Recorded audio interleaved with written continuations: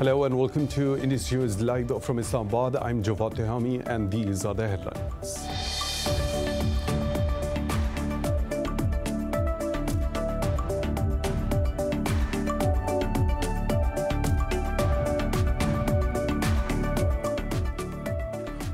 The US has accused the Taliban of massacring civilians in Kandahar as violence rages in Afghanistan.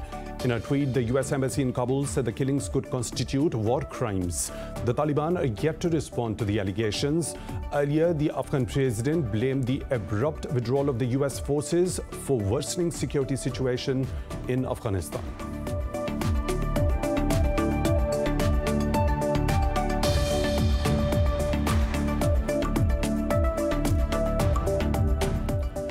Pakistan's Foreign Minister Shah Mahmood Qureshi says his country is committed to playing a positive role for the peace in the Middle East. Meeting a delegation of the Arab parliamentarians in Islamabad, Shah Mahmood Qureshi said Pakistan wants peaceful resolution of the Kashmir and Palestine issues as per the UN Security Council's resolutions. He added that Pakistan considers dialogue as the only way for durable political settlement of all conflicts.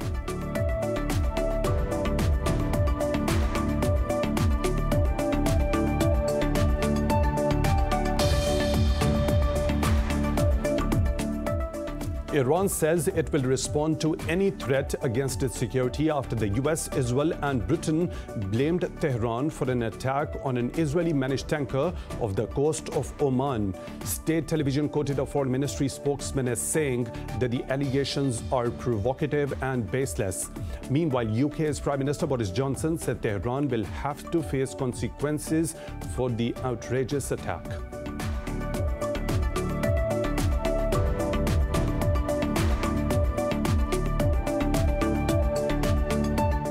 In Pakistan, authorities have tightened COVID-19 restrictions in a number of cities as the country battles a fourth wave of the pandemic. Indoor dining has been completely banned, while outdoor dining will be allowed only till 10 p.m. Meanwhile, Iran has reported more than 37,000 cases of the coronavirus overnight for the first time since the start of the pandemic.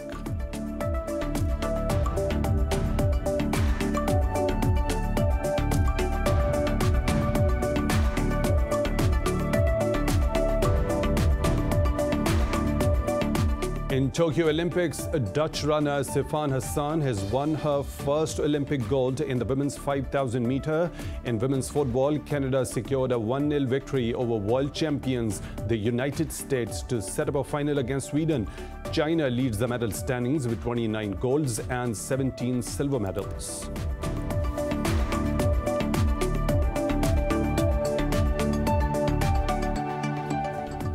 Those were the headlines and detailed stories right after a short break. Stay tuned.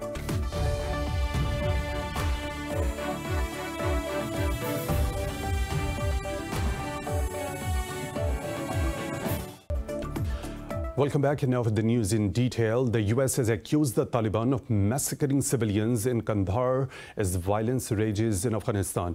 In a tweet, the US Embassy in Kabul said 40 people have been killed by the Taliban since 16th of July. The US Embassy said the killings are a clear violation of international humanitarian law and could constitute war crimes. The Taliban are yet to respond to the allegations. The statement comes hours after the Afghan president blamed the abrupt withdrawal of the US forces for worsening security in Afghanistan. The Taliban have made major advances in provincial capitals and seized key border crossings. Afghan and the US airstrikes have targeted Taliban positions as fighting rages around three major cities. Fierce clashes in Lashkargah, Kandahar and Herat have brought life to near standstill. And to talk more about this, we are joined by Mr. Arshad Yousafzai, analyst, joining us from Peshawar. Mr. Yousafzai, thank you very much for your time at Indus News. The fighting in Afghanistan is getting worse by the hour. Why do you think the Taliban have started attacking airports, and whether these attacks will hinder the exit of the foreign troops? Well, the attacks are increasing because, one of the facts is that the Taliban had a plan that as soon as the foreign troops leave Afghanistan, they will start taking as many cities and as swiftly as possible.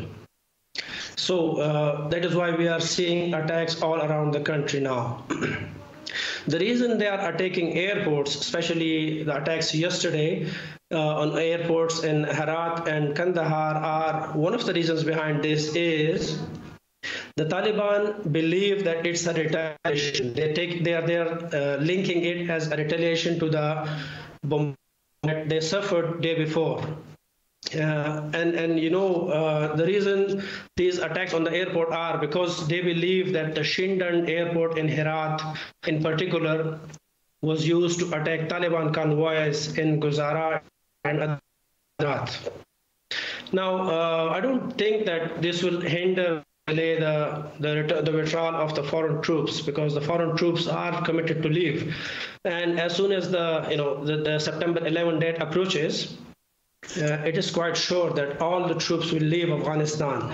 And by then, the Taliban believe that they would have captured many areas compared to they are now, which is almost half the country.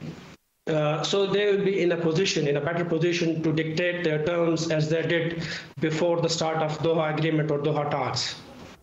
Mr. Yousafzai, the UK has already voiced their soft approval of working with the Taliban if they would come into power. Do you believe that the Taliban can take over Afghanistan, or do the Afghan forces possess the capacity to fight back? Well, it's not just the UK at the moment. Other European countries too are starting to soften their image or their attraction towards the Taliban. But one thing is for sure, the Taliban have been capturing areas that are far from the major cities, that are not well guarded at the moment. Particularly border areas, small towns or villages or districts that are far from the city centers. So we haven't seen the worst of the fighting yet. The Afghan troops haven't put up any big fight yet. I fear that in the future, just like it's happening in Helmand and Herat now, so I believe that the fighting will escalate in the future. Mr. Yousafzai, now the experts say that President Ashraf Ghani's corruption is the reason behind the rapid Taliban gains. They accuse the Ghani government of receiving funds for ghost soldiers. How much of that is true? The corruption is one of the major issues. The people of Afghanistan are not happy with the current government. And they believe that one of the reasons that the Ghani government administration is asking the foreign troops not to leave, the Ghani government would want to have an extended period of taking out more corruption money as much as possible for them, and to extend their regime to get more benefits from the Western countries. So I believe it is agreeable to greater extent that corruption is one of the major issues of the current government.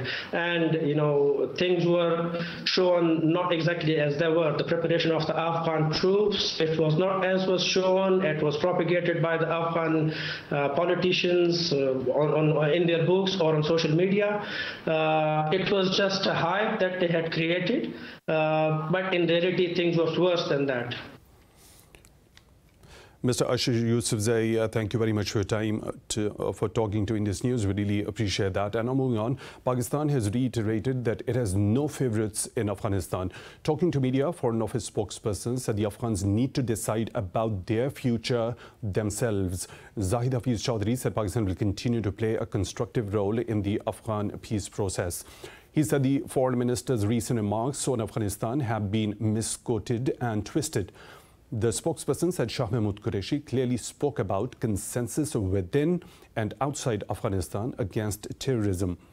Earlier, the spokesperson strongly condemned former Canadian minister's unwarranted remarks regarding Islamabad's role in Afghan peace process.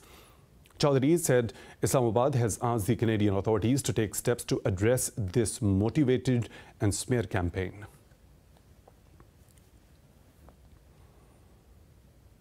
Pakistan's foreign minister says, being a founding member of the OIC, Pakistan is committed to playing a positive role for the peace in the Middle East. Shah Mahmood Qureshi said this during a meeting with a delegation of Arab parliamentarians in Islamabad. Qureshi said peace in the Middle East is linked to the Palestinian issue, adding that negotiation is the only resolution of all conflicts. He said there is a need for a clear condemnation of India's illegal annexation of Kashmir by the international community. Qureshi says the Arab Parliament and the Arab states have an important role to play. He shared the broader outlines of Islamabad's geo-economic preferences with the delegation led by Adil bin Abdurrahman. He stressed that Pakistan believes the negotiations are the best way to achieve sustainable political solutions. The Pakistan Army says one of its soldiers has been martyred in an exchange of fire with terrorists in North Waziristan. According to military's media wing, the gunfire took place when terrorists attacked a military post. It said the armed forces responded befittingly to the attack. An operation is being carried out to eliminate the terrorists from the area. Iran says it will respond to any threat against its security after the US, Israel and Britain blamed Tehran for an attack on an Israeli-managed tanker off the coast of Oman. State television quoted a foreign ministry spokesman as saying that the allegations are provocative and baseless. Meanwhile, UK's Prime Minister Boris Johnson said Iran will have to face consequences for the outrageous attack. Earlier, Israeli Prime Minister Naftali Bennett also vowed to retaliate against what he says is Iranian aggression. The strike on Mercer Street marked the first known fatal attack after years of assaults on commercial shipping in the region. 15 soldiers have been killed and 6 more are missing after a terrorist attack in southwest Niger. The Defense Ministry said the soldiers were ambushed and later targeted with an improvised explosive device. They said 7 soldiers are wounded in the attack on a supply mission in Torodi commune. The ministry said its forces have launched a search operation to apprehend the terrorists.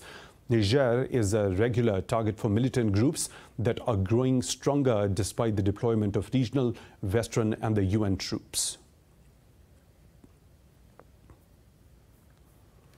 In Yemen, the government forces claim to have killed at least 40 Houthi fighters in the Mari province in the last 2 days. The military said that its forces and tribesmen pushed back a rebels' assault on the provincial capital's mountainous areas. The Yemeni military said the government forces seized control of a mountain in the south of the city. It said Arab coalition's warplanes also conducted several air raids in Marib. The military said the fighting is also ongoing in the provinces of Lahaj, Jof and Baida. Meanwhile, Houthis have not commented on the incident so far. In Myanmar, members of an anti-coup shadow government have condemned the military ruler for taking on the role of the caretaker prime minister. In a statement, they said Min Aung Hlaing is trying to win legitimacy 6 months after the army seized power. While announcing his decision on Sunday, the coup leader said he will hold elections by 2023. Earlier, Indonesia urged Myanmar to approve the appointment of a special ASEAN envoy in order to promote dialogue. The Association of Southeast Asian Nations has been spearheading diplomatic efforts to end the crisis in Myanmar. South Korea says it has made no decision on joint military exercises with the US. This comes after North Korea warned Seoul that the annual drills will undermine their bilateral ties. Korean Defense Ministry says Seoul and Washington are in talks over the drills. Talking to reporters, a ministry spokesperson said the timing and the method of the exercises are yet to be finalized. He said the allies will decide after considering the issue of supporting diplomatic efforts for lasting peace on the Korean peninsula. Seoul's Unification Ministry says the drills must not be a source of military tension in any case.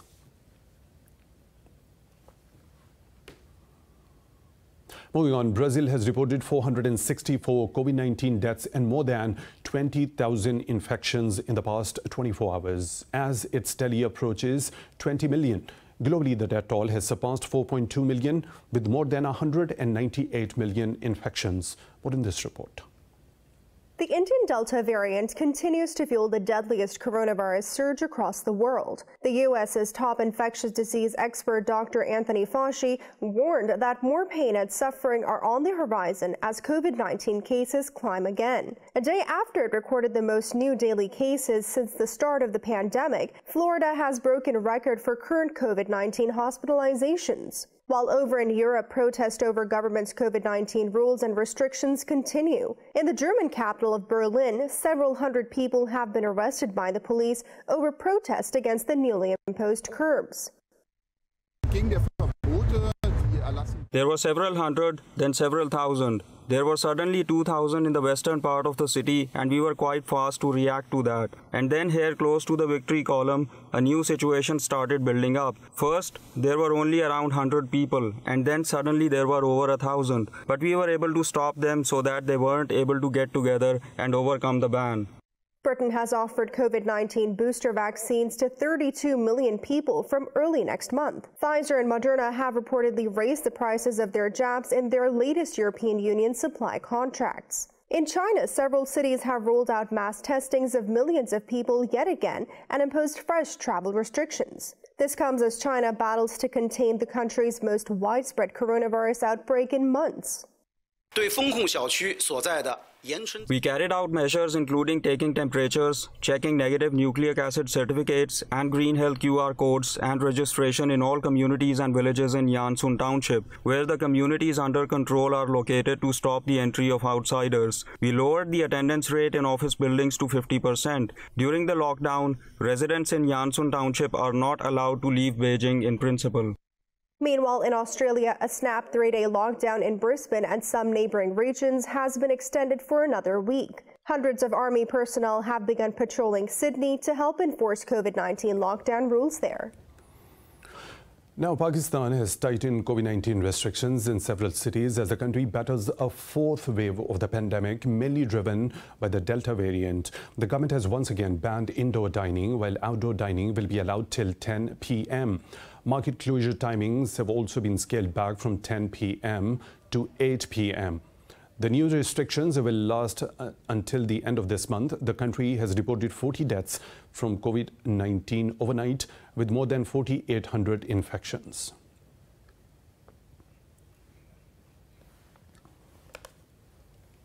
More stories to follow right after a short break. Stay tuned.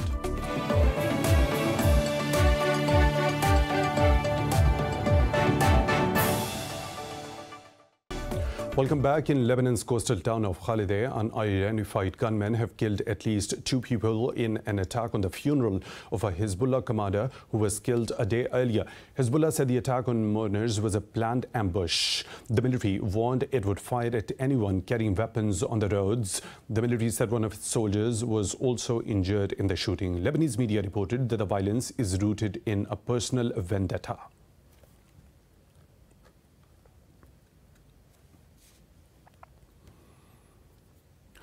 U.S. senators have introduced a sweeping $1 trillion bipartisan legislation on infrastructure.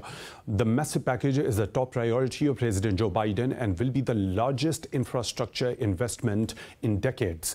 Around 24 negotiators, including Republican Senator Rob Portman, spearheaded the 2,700-page bill. It will invest in roads, bridges, ports, high-speed internet, water, and other critical infrastructure. Senators termed the bill an important step in modernizing the outdated infrastructure in the country. The 100-member chamber is expected to pass the legislation this week. If passed, the bill will go to the House of Representatives before President Joe Biden signs it into a law.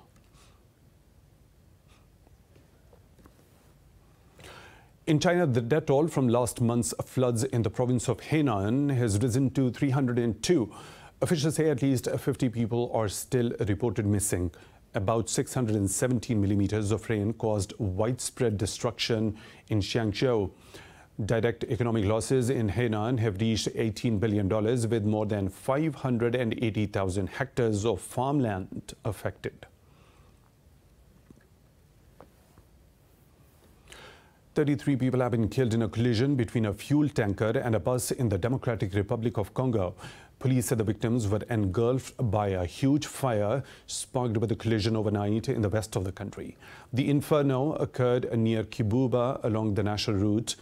Deadly road accidents are frequent in Congo, where the roads are full of old vehicles which often do not comply with safety norms. Belarusian sprinter Kristina Timanskaya, who refused her team's order to fly home early from the Olympics, has been granted a humanitarian visa by Poland. The 24-year-old athlete said she was forcibly taken to the airport for criticizing coaches. But Belarus says the Olympian was removed from the team because of her emotional state. Now, Poland's Deputy Foreign Minister Marcin Prysdak says his country would do whatever is necessary to help the athlete continue her career. The Belarusian government has yet to comment on Poland's decision. In the U.S., 7 new wildfires have erupted, taking the total number of active fires across the country to 91. Officials say the raging flames have burned through more than 1.8 million acres so far. Over 22,000 fighters and incident management teams are engaged in battling the blazes. The bootleg fire in the state of Oregon has been contained by 74%. However, it is not expected to be fully controlled until October. Meanwhile, California's largest fire, Dixie, has grown around 245,000 acres in size and is 32% contained. Authorities say some 38,000 fires have already scorched more than 3 million acres this year. The monsoon moisture moving into the region is expected to stomp out some fires and quench the dry vegetation and soil. Now, the death toll from wildfires in Turkey has risen to 8 as firefighters battle for the 5th day to contain blazes still raging in coastal resort towns. The health minister said 2 more people have died in the southern town of Managua. Ankara says it has not excluded the possibility of arson and sabotage in the part of the Kurdistan Workers' Party, which is outlawed in the country. Meanwhile, thousands of people have been evacuated as wildfires wreak havoc in Greece, Italy, and Spain. 5 people have been wounded after wildfires devastated parts of Italy. In western Greece, 5 villages have been evacuated and 8 people hospitalized with burns and respiratory problems. It's time for a short break. We'll be back with more stories. Stay tuned.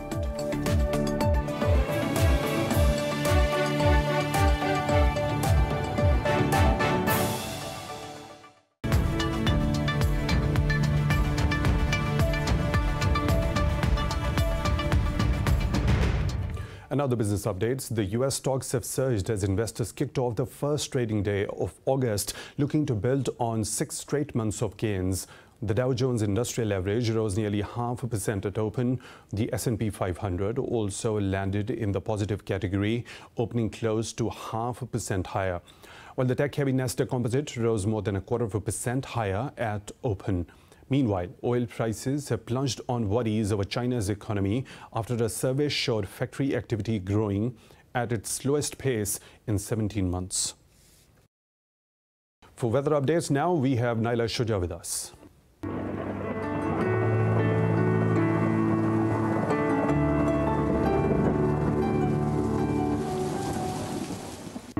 Thank you. We're going to start off with Abu Dhabi, where the weather is expected to be extremely hot, with temperatures rising to 43 degrees Celsius. While in Amsterdam, thin veil of clouds are rolling across the sky with temperatures around 19 degrees Celsius. If we head to Ankara, the weather is sunny with temperatures at 36 degrees Celsius. Moving down under to Auckland, the temperature is chilly at 16 degrees Celsius with some clouds overhead. Now, if you are traveling to Bangkok, there will be cloudy weather with temperatures around 33 degrees Celsius. In Beijing, bright sun is out with temperatures at 32 degrees Celsius, while Beirut will also experience some sunny weather with temperatures at 32 degrees Celsius. Berliners will be experiencing temperatures at 21 degrees Celsius with some clouds, making the weather even more pleasant. Heading to Cairo, the sun is out and temperatures will be rising to 39 degrees Celsius. Down under in Canberra, the temperatures are at 14 degrees Celsius with a thin veil of clouds. In Islamabad, temperatures are at 33 degrees Celsius, accompanied by some thunderstorms. While in Jakarta, the temperatures are steady at 32 degrees Celsius with thunderstorms in the forecast. That's all for now. Back to you. Naila, thank you for the weather updates. And that is all for now. For the latest updates, you can follow us on social media at Indus News.